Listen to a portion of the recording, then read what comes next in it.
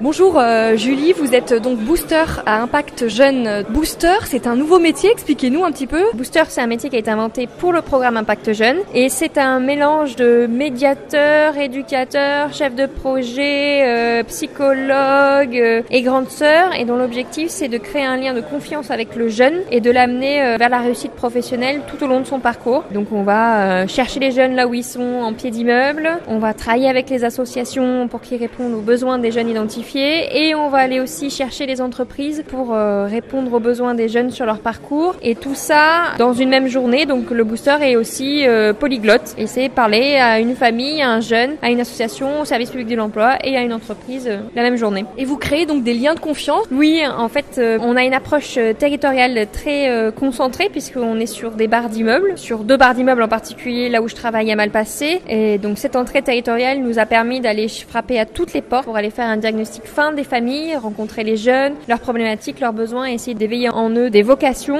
Et du coup, de ces rencontres-là, on a créé des liens de confiance avec les familles, et ça nous est arrivé plusieurs fois d'être invités, le couscous, le goûter, le mariage. Et ces derniers temps, on a aussi profité de la période du Ramadan pour créer des repas de partage avec des entreprises et des familles dans le quartier pour que les jeunes expliquent enfin à leur famille ce qu'ils font avec Impact Jeune. Et vous dites que vous avez rencontré des pépites dans les cités où vous avez travaillé? Ah oui, en fait on les connaît pas du tout ces jeunes-là, puisqu'ils sont assez invisibles dans le quartier, ils sont suivis par personne parce qu'ils essayent de poursuivre leur cursus scolaire avec plus ou moins de difficultés, et il leur manquerait un tout petit peu de connaissances, de réseau pour aller bien au-delà.